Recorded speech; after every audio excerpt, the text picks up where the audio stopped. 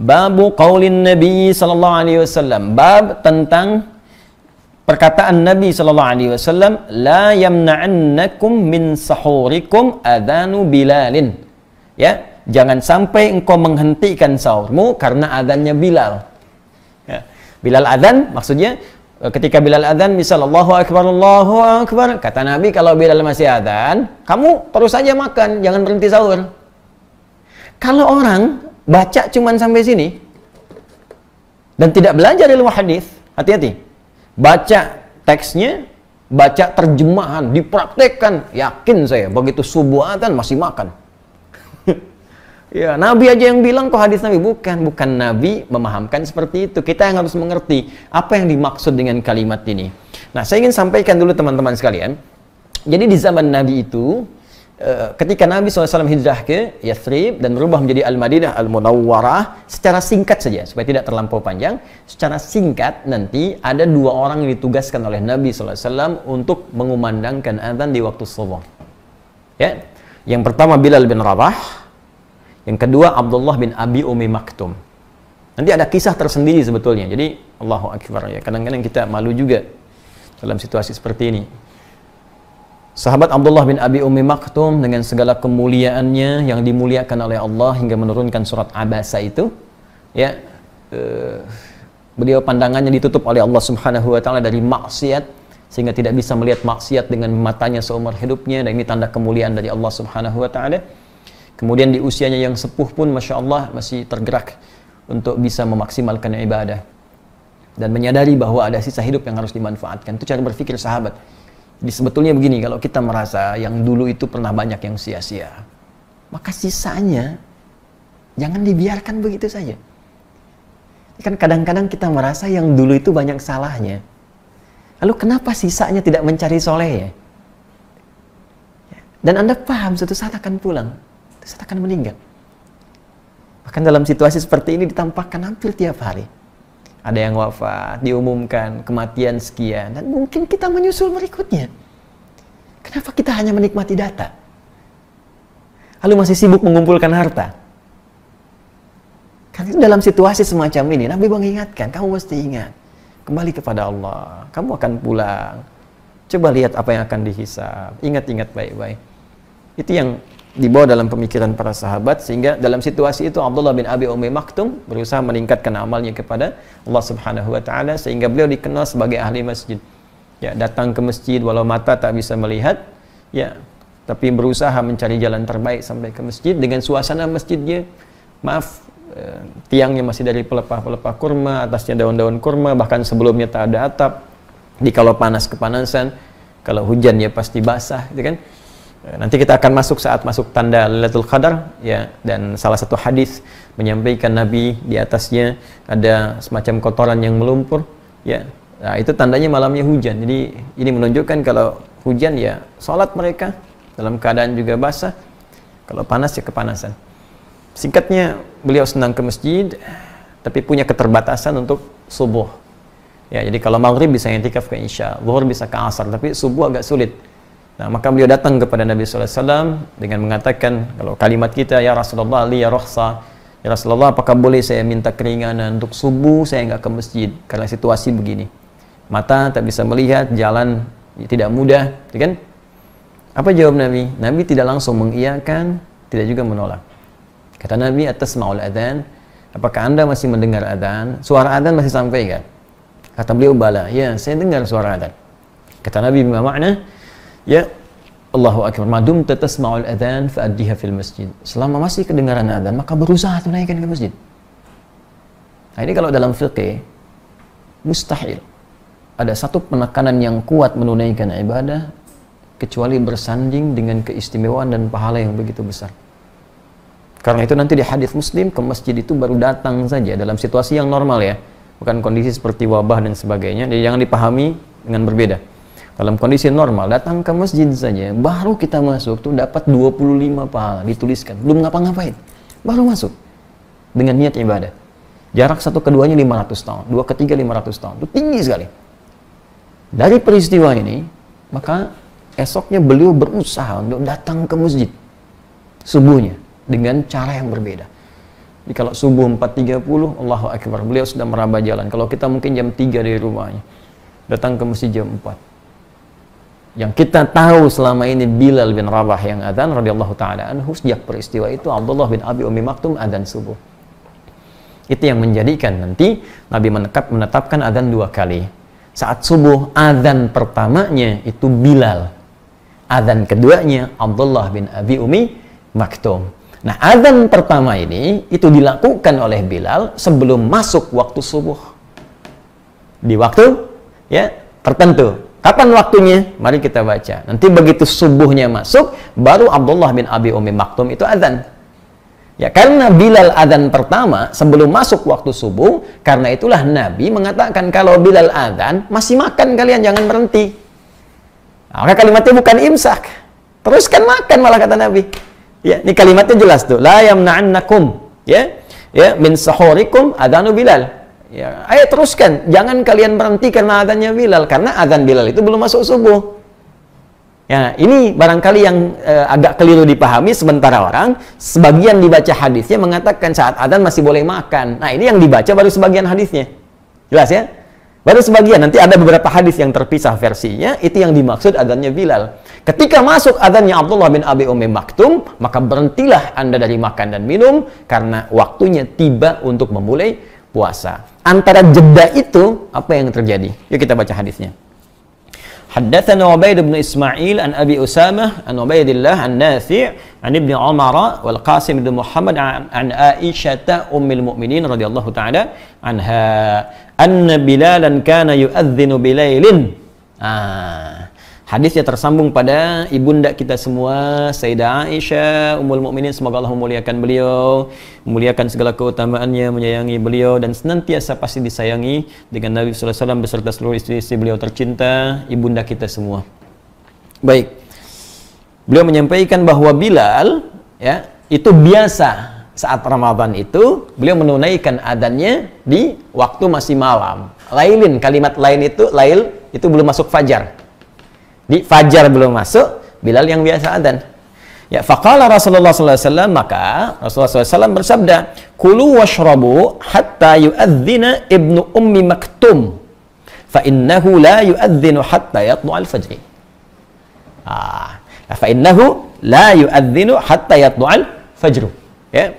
Baik. Qala al-Qasim wa lam yakun baina adhanihima illa an yarqa dha wa yanzila dha. Allahu akbar. Tuh, maka kata Sayyidah Aisyah, Bilal biasanya yang adzan sebelum subuh. Waktunya masih belum masuk fajar. Maka kata Nabi, kulu washrabu, kalian teruskan makan dan minum. Ayo, makan minum. Hatta yu'adzina ya, Ibnu Ummi Maktum. Sehingga nanti sampai tiba adzannya sahabat Abdullah bin Abi Ummi Maktum. Ya, fa innahu la yu'adzinu hatta yatlu'al fajru. Karena tugasnya Abdullah bin Abi Ummi Maktum ini tidak adzan kecuali saat masuk waktu subuh. Ya, paham sampai sini? Nah, sekarang pertanyaan keduanya, berapa jaraknya dari Bilal adzan sampai ke Abdullah bin Abi Ummi Maktum adzan, dan apa yang dikerjakan di sela-sela ini? Ini yang menjadi sunnah kita untuk bisa kita ikuti. Ya, baik. Jadi kesimpulan pertama sebelum kita teruskan, ya, jadi dari adzan Bilal itu adzannya peringatan. Jadi bukan adzan subuh. Nah, ini nanti diabadikan sampai sekarang di Madinah. Sampai sekarang itu adzan subuh di Madinah 2 kali. Ya, jadi ada adzan pertama, adzan kedua. Adzan pertamanya peringatan bahwa subuh akan tiba. Jadi kalau Anda baru pertama umrah, nyampe ke Madinah atau haji, ya pertama ke Madinah dulu, dengar adzan pertama, jangan langsung sholat subuh. Jangan terlampau soleh, bisa salah nanti. Ya, baik. Jadi itu bukan adzan subuh, itu adzan pertama peringatan untuk menunjukkan sebentar lagi subuh tiba. Cepat bangun, cepat siap-siap. Masjid Nabi beda dengan masjid biasa. Ada 10.000 keutamaan di situ. Sekali sholat 10.000. Ya kan? Masjidil Haram 100.000, Masjidil Aqsa 1.000. Jelas? Nah, sekarang jadi kita pahami dulu adzan pertama peringatan. Jadi kalau kita ingin ingatkan boleh, kalau ingin ikut sunnah Nabi bisa. Adzan misalnya Allahu Akbar, tapi sampaikan dulu pada masyarakat. Jangan ujug-ujug adzan sunnah Nabi baru Anda yang belajar, masyarakat belum tahu. Begitu jam 4 sudah adzan di komplek. Allahu Akbar. Di demo Anda ke masjid sama ibu-ibu. Woi, belum. Gitu kan?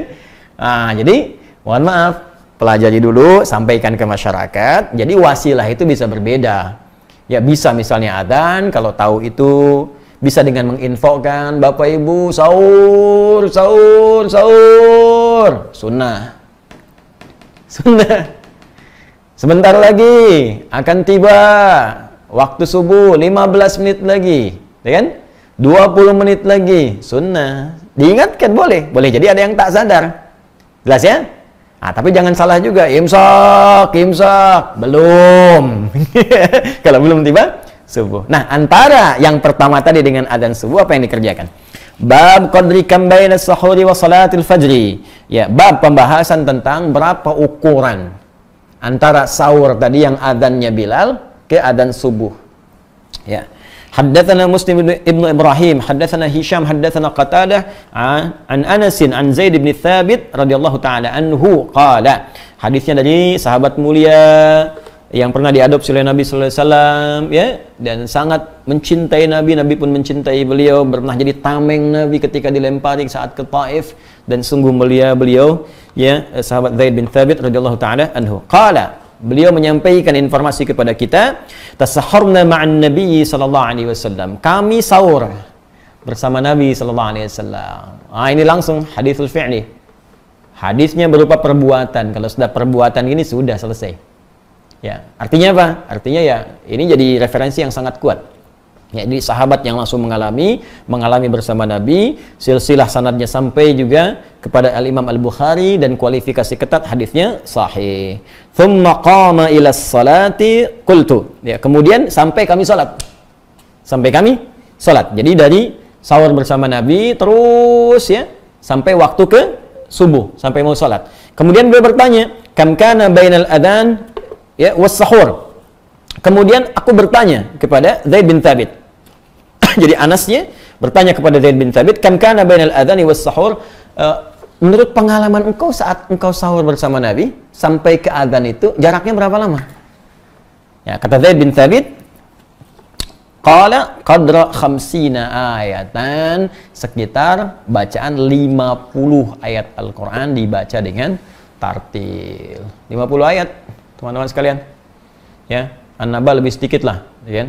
Jadi kalau kita baca itu ya kurang lebih 15 menitan lah. Ya, 10-15 menit.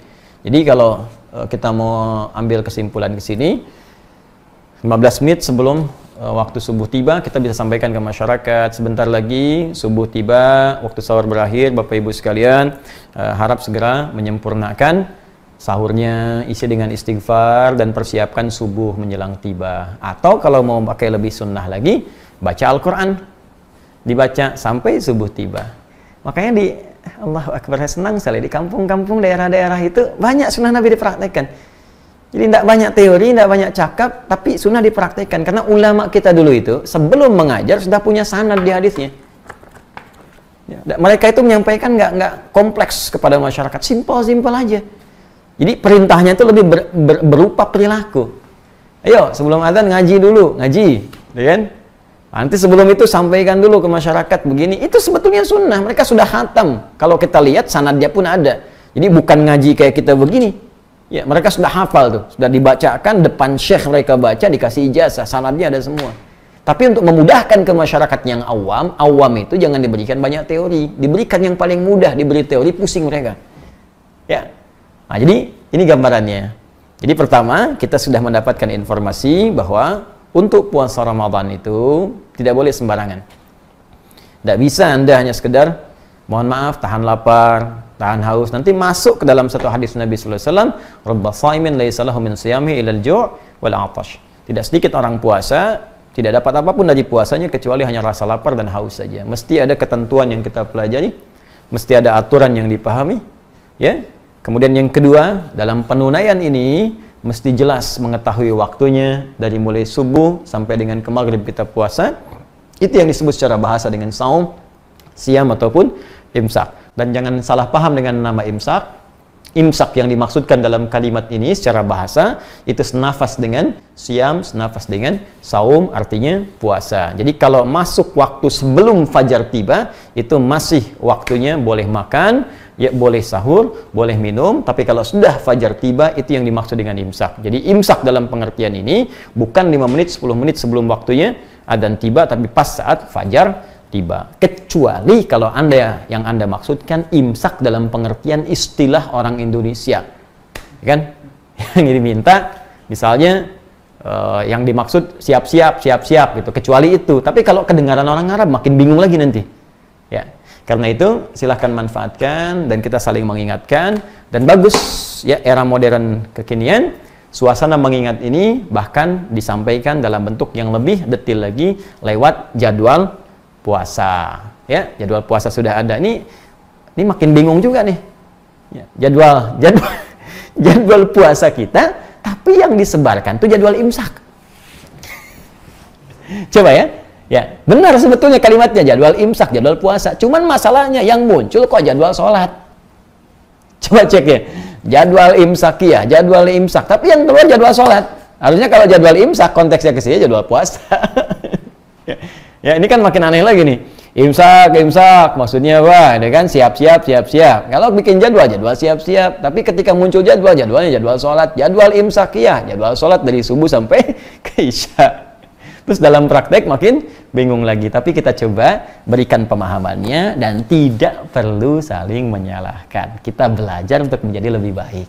Apa yang kita kerjakan tanpa kita belum tahu dasar pengetahuannya, maka insya Allah dinilai pahalanya oleh Allah, tetap mendapat pahala karena keimanan kita.